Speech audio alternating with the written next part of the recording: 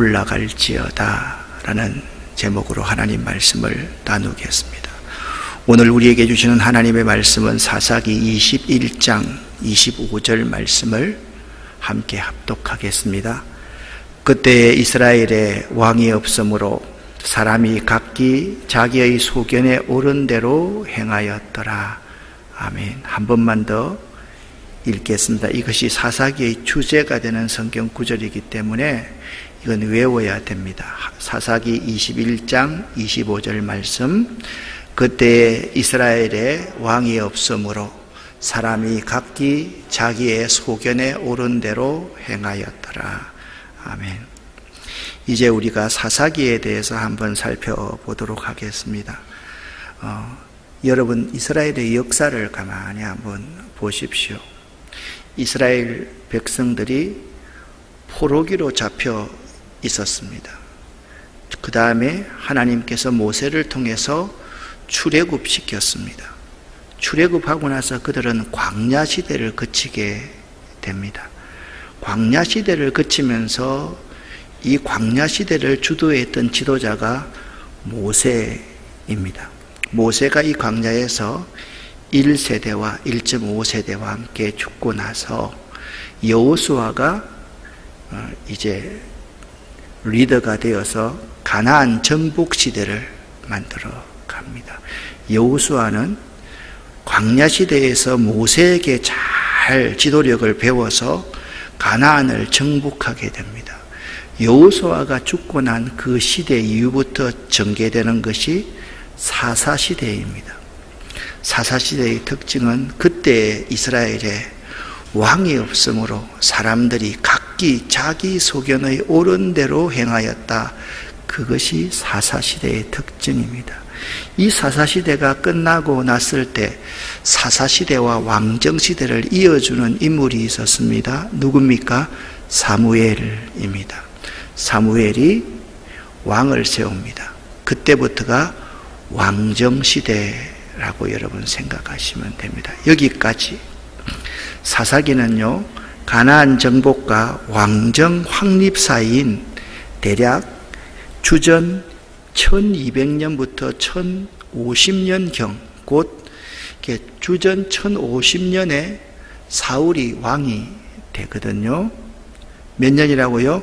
1050년입니다. 곧 이스라엘이 역사적으로 가장 불안정했던 시기, 그 시기를 배경으로 이루어져 있는 역사가 사사기의 역사입니다. 그러니까 역사 이래로 이스라엘이 가장 불안정했던 시기에 활동했던 이스라엘 민족의 임시 지도자가 누구냐? 사사들이었다 생각하면 됩니다. 그 시기에는 중앙에 다스리는 지도자가 없었습니다. 대신 전통적으로 사사라고 불리는 족장이나 지도자들이 백성들을 임시로 지배하게 되었는데, 일부 사사들은 다툼을 해결하는 재판장의 역할을 하였습니다. 그러나 대부분의 사사들은 주변 나라들로부터 침입해오는 대적과 싸워 이스라엘을 구하는 임시 지도자 역할, 임시 군사 지도자 역할을 담당했을 뿐입니다. 사사들은 여기서 참 우리가 본받아야 될 게 하나는 있습니다. 사사들은 그들의 지위를 세습하지 않았다라는 것입니다. 이스라엘 역사는요, 왕도 세습하고 제사장들도 세습했는데 사사들만이 그들의 지위를 세습하지 않았다라는 점을 여러분 명심해 둘 수 있어야만 됩니다. 성경은요, 정경이 있고 외경이 있지 않습니까? 이 외경은요, 로만 캐슬릭 처치에서는 외경을 정경으로 받아들여 사용하고 있습니다. 외경인 집회서에는 사사들을 이렇게 표현하고 있습니다. 우상에 빠져들지 않았고 주를 배반하지도 않았던 사람들이었다. 그러니까 사사 외에는 그 시대는 모두가 우상에 빠져들었고 모두가 주를 배신하는 그 시대에 그나마 사사들만은 우상에 빠져들지 않았고 여호와 하나님을 배반하지도 않았던 사람들이었다라고 찬양합니다. 그리고 우리 정경인 히브리서의 저자는 믿음의 선진들, 믿음의 영웅들의 기도원과 바락과 삼손과 입다와 같은 사람들을 포함시키고 있습니다. 히브리서 11장 32절 말씀이죠. 사사기에 나타난 이야기의 형식은, 이 윤곽은요, 핵심적인 단락인 2장 11절부터 23절에 제시되어져 있습니다. 2장 11절부터 23절까지의 내용이 어떤 내용이냐? 읽을 필요도 없어요. 매우 우리가 잘 압니다. 이스라엘 백성들이 죄를 지어서 하나님께 불순종합니다. 하나님의 그 다음에 불순종하면 뭐가 있습니까? 심판이 있습니다. 심판이 임하게 되면 그들은 회개합니다. 그리고 회복합니다. 자, 제 첫 번째 불순종, 그 다음에 뭐라고요? 심판, 세 번째 회개, 네 번째 회복. 이게 이제 이스라엘 백성들이 하나님 앞에서 반복하는 역사이고, 이것은요, 이 70억 인구 모두가 다 반복하는 내용입니다. 사람은요, 하나님 앞에 불순종하게 되어 있어요. 그럼 반드시 하나님께서는 그를 심판하십니다. 그러면 그때야 눈물 콧물 빼면서 회개하지요. 그리고 회복시켜 줍니다. 이 회복의 순간이 아주 짧습니다. 또 회복하는 그 순간부터 뭐 하게 된다고요? 불순종하게 되는 것이 이스라엘의 역사다. 이 형식에 따라서 각 지도자들의 이야기가 진행됩니다. 그러니까 이스라엘의 생존은요, 하나님께 대한 충성에 달려 있으며 충성하지 않는 경우에 그들은 재앙이 임합니다. 이것을 신명기사가, 신명기적 역사, 그래서 여러분 사무엘서, 열왕기서, 이게 여호수아, 이런 책들과 아주 비슷한 패턴으로 사사기를 기록하고 있다라고 여러분 생각하면 됩니다. 그러나 이스라엘은요, 충성해야만 되는 존재인데 충성하지 않습니다. 재앙이 임합니다. 그런데 이스라엘에게는 하나의 특권이 있습니다. 세상 모든 사람에게 다 특권이 있습니다. 충성하지 않아서 재앙이 임했을 경우라도 그들이 하나님께 돌아오기만 한다면 하나님께서는 항상 그의 백성을 구원하실 준비가 되어 있었습니다. 할렐루야. 이것은 오늘날 우리에게도 마찬가지입니다. 우리가 하나님을 배신했으니 이제 끝이야. 우리에게는 끝이 없습니다. 지금 내 상황이 어떤 상황에 처해 있다 할지라도 그들이 하나님께 돌아오기만 한다면 하나님은 언제든지 그를 구원하시고 회복시키시고 축복하실 준비가 되어 있는 것입니다. 믿음이 없는 사람은 어떤 사람인지 아십니까? 나는 이제 끝났어. 하나님도 나를 버렸어. 하나님이 뭐 인생인지 아십니까? 하나님은 인생이 아닙니다. 우리는요, 버릴 수 있지만 하나님은 절대로 버리지 않습니다. 결코 버리지 않습니다. 우리가 돌아오기만 하면 언제든지 우리에게 구원과 회복과 축복을 주실 준비를 하고 계시는 분이 여러분과 제가 믿는 하나님입니다. 그걸 믿는 게 믿음이에요. 뭐 대단하게 할렐루야 아멘, 이게 믿음이 아니고요. 언제든지 우리가 충성하지 않아서 하나님의 심판을 받는다 할지라도 하나님께 돌이킬 수 있는 마음이 있는 것, 이게 믿음임을 믿으시기를 예수 이름으로 간절히 부탁을 드립니다. 그 다음에 사사기의 저자는 누구인가? 사사기는 책 이름이 도대체 왜 사사기인가? 사사기의 기록 시기를 한번 잠깐 살펴보겠습니다. 사사기의 저자는 알려져 있지 않습니다. 사사기는 사사들에 관한 책이지 사사들이 쓴 책은 아닙니다. 사사기라는 명칭은 히브리어 본문과 70인역 역본에 나오는 사사라는 칭호에서 따온 것입니다. 사사기는요, 유대인들의 관점에서 전기 예언서로 구분되는 수집물에 포함되어 있습니다. 사사기는 유대적인 관점에서 보면 전기 예언서입니다. 전기 예언서는요, 바벨론 포로 시대의 그 최종적인 편집 형태를 갖추었습니다. 그러니까 전기 예언서는 바벨론 포로 시대의 그 최종적인 편집 형태를 갖추었다는 입장에서 사사기가 기록된 시기는 바벨론 포로기에 최종적인 편집이 되었을 것이다. 그렇게 학자들은 주장하고 있습니다.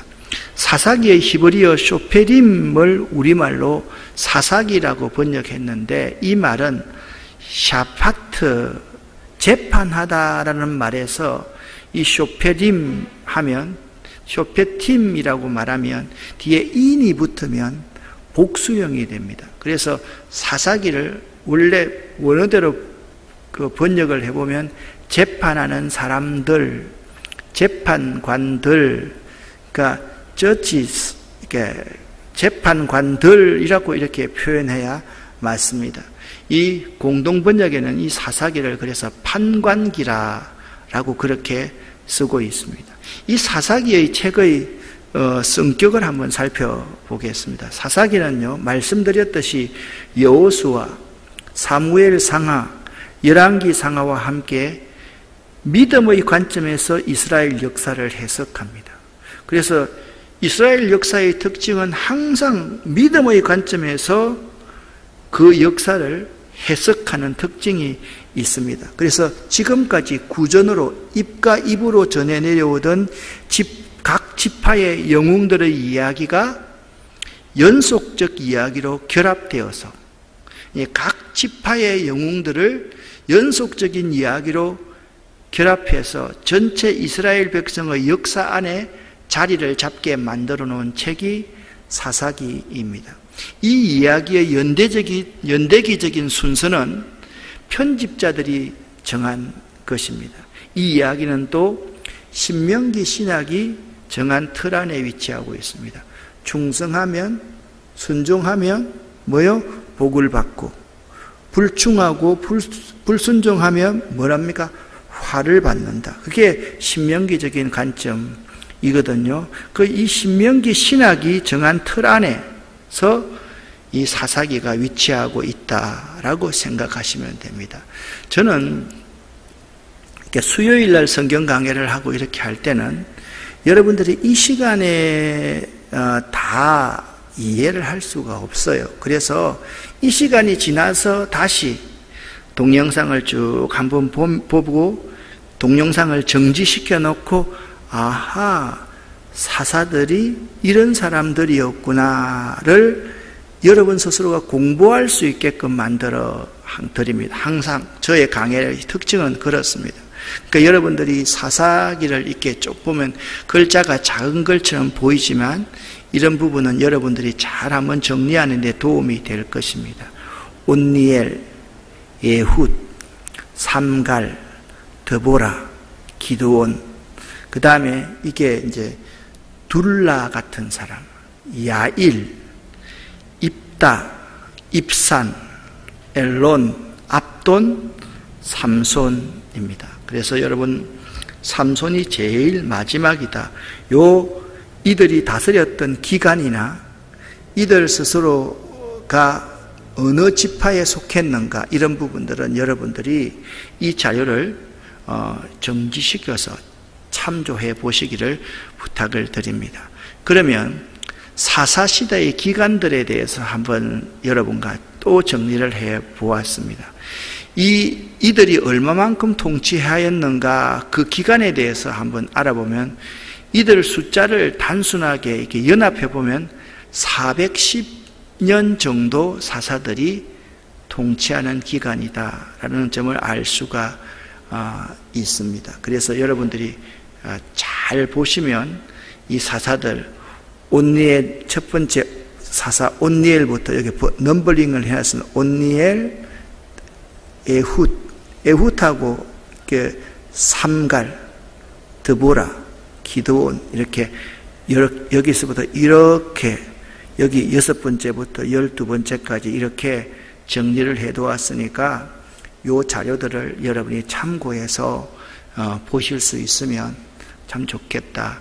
이런 부분들은요, 여러분들이 캡처를 해서 프린트를 한다든지 해서 사사기 앞에다가 다 꽂아두면 아마 앞에 있는 부분과 두 가지를 꽂아두면 도움이 많이 될 것이다 라고 생각이 됩니다. 사사기 오늘은 1장 1절부터 3절까지의 말씀을 여러분과 함께 나누도록 하겠습니다. 유다가 올라갈지어다. 1장 1절부터 2절까지의 말씀을 여러분과 제가 함께 합독하겠습니다. 여호수아가 죽은 후에 이스라엘 자손이 여호와께 여쭈어 이르되 우리 가운데 누가 먼저 올라가서 가나안 족속과 싸우리이까? 여호와께서 이르시되 유다가 올라갈지니라. 보라, 내가 이 땅을 그의 손에 넘겨 주었노라 하시니라. 아멘. 자, 성경을 이제 해석을 해 봅니다. 여기서 참 중요한 하나의 단어 문장이 있습니다. 어느 문장이겠습니까? 여호수아가 죽은 후에입니다. 여호수아가 죽고 나자 그때부터 무슨 시대가 시작된다고요? 사사시대가 시작되는 거죠. 사사시대의 특징이 무엇입니까? 각기 자기 소견의 옳은 대로 행하던 시대이다. 지도자가 없었기 때문에 각기 자기 소견의 옳은 대로 행할지어다. 두 번째는요, 여호수아가 죽은 후에 이스라엘 자손이 그나마 하나님께 여쭙습니다. 누가 먼저 올라가서 가나안 족속과 싸우리까?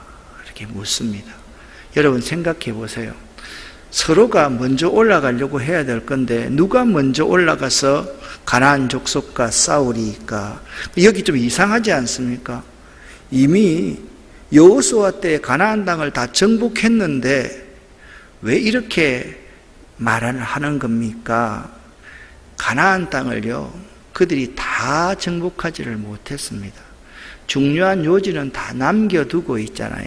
요새는 남겨두고 그들 스스로가 이제 가나안 땅을 다 차지했던 것이죠. 그게 다 차지가 아니라는 것을 알 수가 있습니다. 그때 하나님께서 대답하십니다. 유다가 올라갈지어다. 자, 여기서 참 재미있는 것이 있습니다. 보라, 내가 이 땅을 누구의 손에요? 유다의 손에 넘겨 주었노라 하니라. 그러니까 유다가 잘하면 후손들이 잘 되고 유다가 못하면 후손들이 못 되는 것이다. 자, 먼저 여호수아가 죽은 후에 한 시대는요, 항상 한 인물이 이끌어갑니다. 그래서 우리들에게도 마찬가지입니다. 지도자를 잘 세우는 것이 매우 중요합니다. 특별히 교회도 마찬가지입니다. 교회도 다음 지도자를 잘 세우는 것만큼 더 중요한 일은 없습니다. 지도자를 세우는 일은 매우 중요합니다.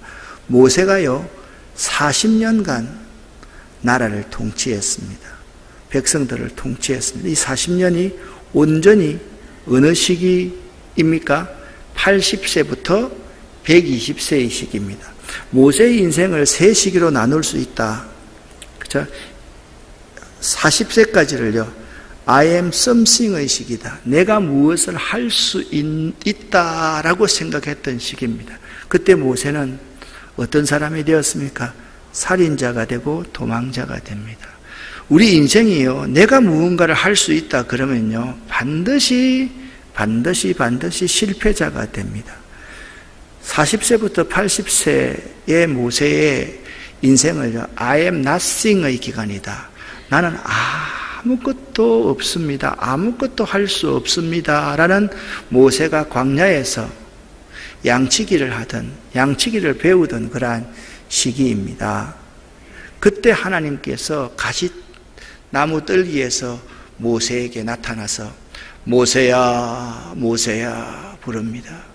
네가 선 곳은 거룩한 곳이니 내 발에 신을 벗어라 라고 하나님께서 출애굽기 3장에 나타나지요. 그때 I am nothing이라고 고백할 그때 80세에 하나님께서 모세를 들어서 사용하십니다. 그래서 모세가 하나님 앞에 사용되었던 기간은 80세부터 120세의 기간입니다. 우리도 마찬가지입니다. 내가 무언가 할 수 있습니다, 하나님. 그럴 때 하나님은 일을 한다고 하면 전부 다 실패할 수밖에 없습니다. 저도 제 인생에서 그러한 경험들을 참 많이 했습니다. 내가 잘해서 교회가 성장한 줄 알았고, 내가 설교를 잘하는 줄 알았는데, 내가 똑똑한 줄 알았는데 그거 절대 아니더라고요. 절대. 그래서 여러분, 우리 목회자들은요, 참 조심해야 돼요. 시험에 참 빠지기가 쉬워요. 교인들이 우리 목사님 설교 참 좋습니다. 그러면 나도 모르게 교만해집니다. 내 설교가 좋은가? 그때는 하나님께서 우리를 사용하지 않으십니다. 그리고 철저하게 우리가 사울처럼 이 아라비아 사막에 가서 있어야만 됩니다. 그 사막을 경험해야 됩니다. 내가 하나님 앞에 철저히 십자가 앞에 아무것도 아니라는 사실을 고백하게 될 때, 그때 하나님이 우리를 쓰신다는 거예요. 그 기간이 40년간이었습니다. 모세의 종으로서 시종으로서 배웠던 여호수아가 25년 정도를 백성들을 이끌었는데요. 그가 죽은 후에 어떻게 되었습니까? 지도력의 공백 현상이 일어났습니다. 한 시대의 절대 권력자들을 둘이나 잃고 나니까 이스라엘 백성들은 혼돈이 올 수밖에 없음을 사사기는 우리에게 잘 보여주고 있는 책입니다. 이스라엘 백성들이 있잖아요. 여호수아를 통해서 기업을 분배받았는데 하나님을 의지하고 하나님의 약속을 믿음으로 나가 싸워서 가나안 족속을 몰아내고 그것을 실제로 소유해야 했습니다. 이스라엘은요, 처음에는 이 싸움을 훌륭히 시작했습니다. 우리도 마찬가지입니다. 우리도 있잖아요. 처음에는 그 싸움 참 잘합니다. 어떤 사람은 교회에 와서요, 처음에 너무 잘합니다.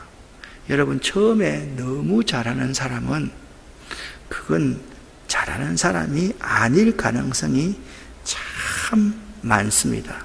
그러나 차츰 시간이 흐르자 그들은 게을러졌고 적당히 타협했으며 그 결과 가나안 족속에 동화되기를 시작했습니다. 여러분, 여기서 그들은 게을러졌고 적당히 타협했으며 그 결과 가나안 족속과 동화되기 시작했다라는 사실이 여러분에게 주는 교훈이 무엇입니까? 여러분과 저의 모습이 그렇지 않습니까? 하나님께서 내 평생의 소원 대속해 주신 그 사랑을 간절히 알기를 원하는 그 마음이 있었는데 시간이 가면서 우리는 게을러지고 적당히 세상과 타협하고 그 결과 세상의 가치와 세상적인 모든 기준들이 나를 지배하기 시작한다라는 것입니다. 오늘 새벽 기도에 이런 말씀을 여러분과 함께 나누었습니다. 성도의 삶은요, 하나님을 두려워하는 신앙 가운데서 이 세상의 더러운 것으로부터 자신을 보호하고 거룩히 구별된 자세를 유지하는 것, 그것이 성도의 삶이다, 그렇게 말씀을 드렸습니다. 이스라엘 백성들은요, 하나님을 계속적으로 두려워했어야 했습니다. 이스라엘 백성들은요, 가나안 족속들과 적당히 타협해서는 안 되는 백성이었습니다. 그들과 동화돼 그들을 본받아서는 안 되는 족속이었습니다. 그런데 그들은 자기 스스로를 보호하지 못하였습니다. 그래서 하나님이 싫어하시는 하나님 말씀에 불순종했습니다. 우상 숭배하기 시작합니다. 교만하기 시작합니다. 이것이 이스라엘 백성들의 모습이었다라는 것입니다. 사랑하는 여러분, 혹시나 여러분 현재가 게을러졌고 적당히 타협하며 세상 사람들과 동화되기 시작한 한 모습, 그 현재의 모습이 여러분의 모습이 아닌지를 한번 생각해 볼 수 있기를 바랍니다. 여러분과 저의 모습이 나태해져 있고 적당히 타협하며 세상 사람들의 가치가 내 가치가 되어버린다라고 한다면 우리는 사사시대를 살아가는 사람들과 똑같은 사람들이 될 수밖에 없습니다. 그러면 우리의 방금 뒤가 어떻게 되겠습니까? 불순종하면 그 다음에 뭐가 옵니까? 하나님의 심판이 옵니다. 심판이 왔음에도 불구하고 우리가 회개하지 않으면 우리에게는 회복이 없습니다, 여러분. 그걸 알아야만 하는 것입니다. 많은 사람들이 심판을 싫어합니다. 그러나 하나님의 심판은요, 우리를 구원하기 위한 심판, 우리를 회복시키기 위한 심판이라는 것을 잊지 말아야 한다라는 것입니다. 특별히 하나님께서 유다가 올라갈지니라 유다를 지명하신 이유가 무엇인지 아십니까? 유다 지파가 가나안을 정복하는 가운데서 지도자적 위치에 있었음을 보여줍니다. 이곳은 야곱이 창세기에서 예언을 하고 모세가 신명기에서 예언하지 않습니까? 이 야곱과 모세의 예언의 성취로서 하나님의 말씀이 하나도 땅에 떨어짐이 없이 다 이루어지고 하나님의 경영이 헛됨이 없다는 사실을 잘 가르쳐주고 있는 것입니다. 그래서 모든 영적인 축복은 누구에게로 말미암습니까? 유다 지파로 말미암습니다. 권력과 영화와 물질적인 축복은 어떤 지파로 말미암았습니까? 요셉 지파로 말미암았다는 사실을 여러분이 알아야만 합니다. 그래서 솔로몬 이후에 남북 왕조가 나누어질 때 북왕국의 중심 지파는 요셉 지파였습니다. 에프라임과 므낫세였습니다. 남왕국은요, 유다와 베냐민 지파였다는 사실을 알아야만 합니다. 북왕국 이스라엘은요, 주전 721년에 망해서 역사에 사라지게 말았고, 남왕국 유다, 이 유다의 백성들만이 지금까지 이스라엘을 이루고 있다라는 사실을 잘 가르쳐 주고 있습니다. 3절 말씀을 여러분과 제가 함께 읽어보겠습니다. 유다가 그의 형제 시므온에게 이르되 내가 제비 뽑아 얻은 땅에 나와 함께 올라가서 가나안 족속과 싸우자. 그리하면 나도 내가 제비 뽑아 얻은 땅에 함께 가리라 하니 이에 시므온이 그와 함께 가니라. 아멘. 사랑하는 여러분에게 몇 가지 묻습니다. 여러분은 이스라엘 백성처럼 모든 일을 시작할 때 먼저 하나님께 묻고 시작합니까? 아니면 결과만 잘못되면 하나님께 묻기 시작합니까? 여러분은 어떻습니까? 우리가 올라가리까? 여러분, 다윗의 삶을 가만히 한번 보십시오.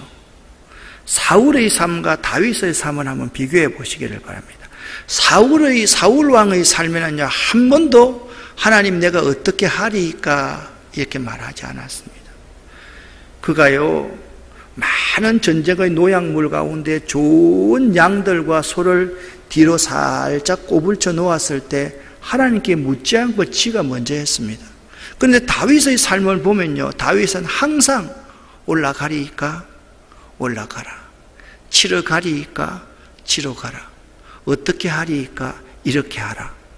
이래서 다윗이 믿음의 사람이라는 것을 우리에게 말씀하고 있습니다. 여러분과 제가 믿음의 사람인가 아닌가는요, 먼저 하나님께 묻고 하는가, 아니면 내가 먼저 실행하고 나서 나중에 하나님께 후 결제를 받는가, 그것이 믿음의 사람인가 믿음의 사람이 아닌가 판결이 난다는 거예요.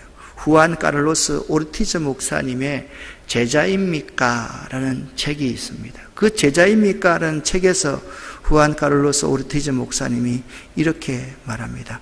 당신이 제자입니까? 라고 묻는 것은 먼저 하나님께 묻고 시작합니까? 아니면 다 결정하고 나서 하나님, 우리 아이 이 대학에 이제 보내려고 합니다. 우리 아이 저 대학에 안 들어가면 안 됩니다. 그게 하나님하고 무슨 상관이 있어요? 상관이 있어요, 여러분? 아무 상관이 없는 믿음 생활을 우리들이 많이 하고 있는 겁니다.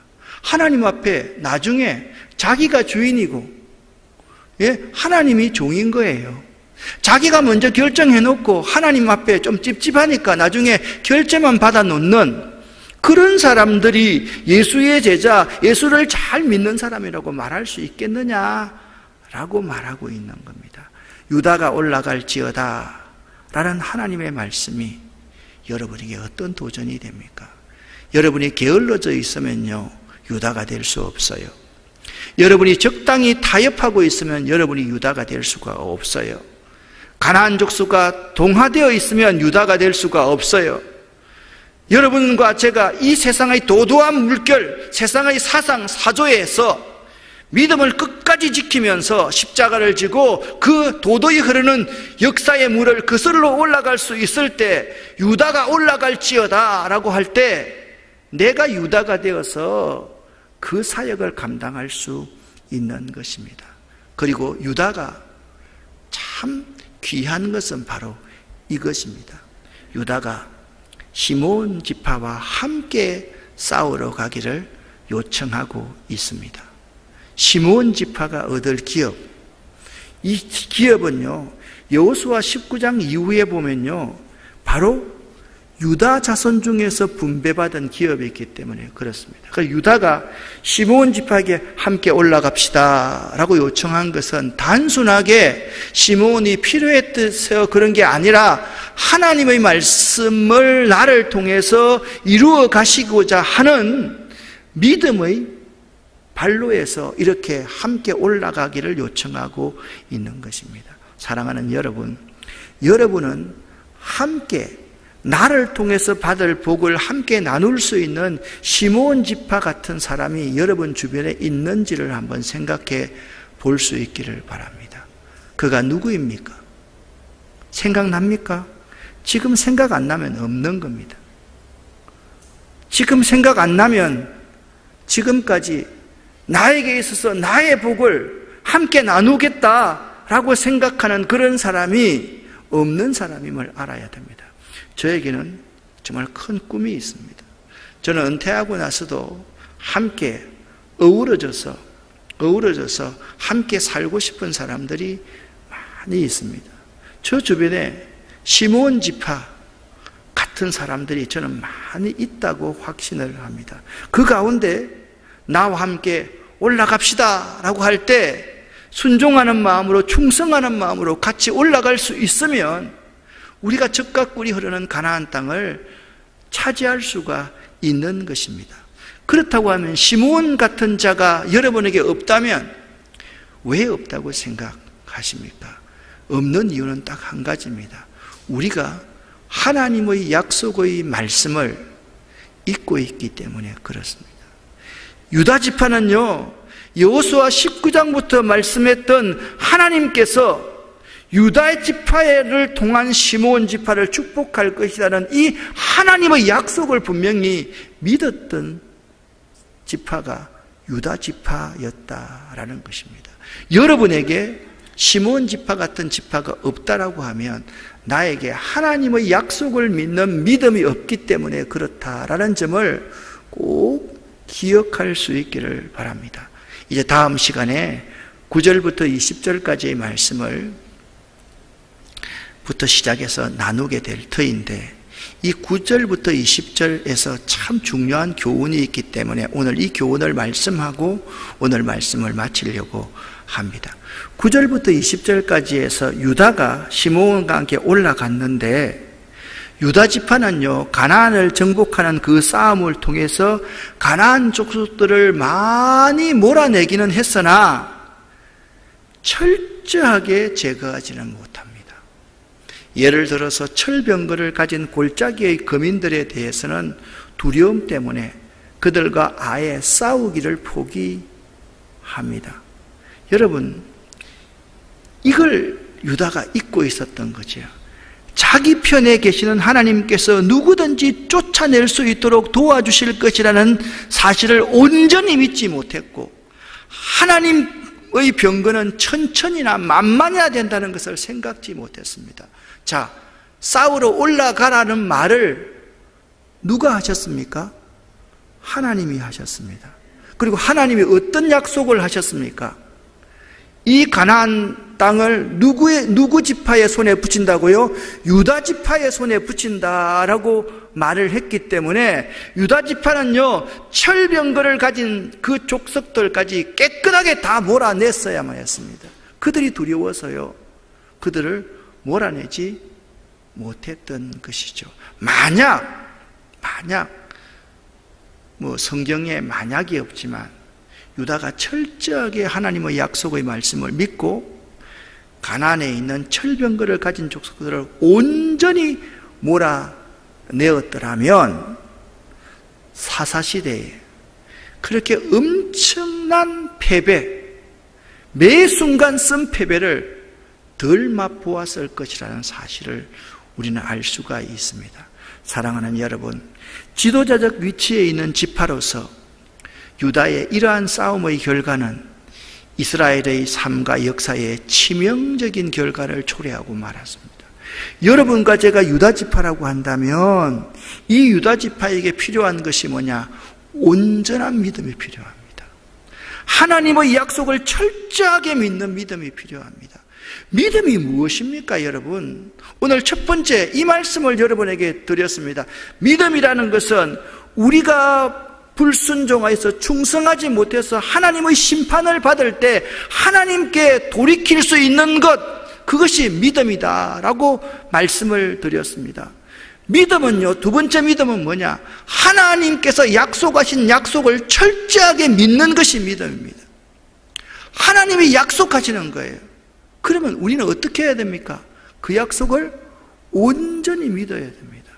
이 올라갈지어다, 너가 올라갈지어다, 너에게 그 가나안 땅을 맡기겠다라고 하나님께서 말씀하셨습니다. 그 가운데 유일하게 갈렙이라는 사람이 있었습니다. 이 갈렙만은 헤브론을 빼앗았는데 이것은 그의 믿음과 오랜 기간 동안 인내함의 결과였다라는 사실을 알아야만 합니다. 사랑하는 여러분, 같이 한번 읽어보겠습니다. 유다가 올라갈지어다. 유다 대신 자기 이름을 한번 넣어서 한번 읽어보겠습니다. 규태기가 올라갈지어다. 한 번 더, 규태기가 올라갈지어다. 아멘. 그리고 유다가 시므온에게 이렇게 말합니다. 함께 읽겠습니다. 나와 함께 올라가서 가나안 족속과 싸우자. 유다가 올라갈지어다. 나와 함께 올라가서 가나안 족속과 싸우자. 이 두 성경 구절을 사사기를 시작하면서 꼭 명심하고 시작할 수 있기를 예수 이름으로 간절히 축원합니다. 기도하겠습니다. 살아계신 아버지 하나님, 유다가 올라갈지어다. 그리고 나와 함께 올라가서 가나안 족속과 싸우자. 하나님, 우리가 유다가 되기를 원하고 우리 주변에 시므온 지파 같은 사람들이 많이 있을 수 있도록 우리에게 넓은 믿음, 깊은 믿음을 허락하여 주시옵소서. 오늘도 우리에게 은혜를 내려 주시옵소서. 예수 그리스도 이름으로 축복하옵고 간절히 기도 올립니다. 아멘.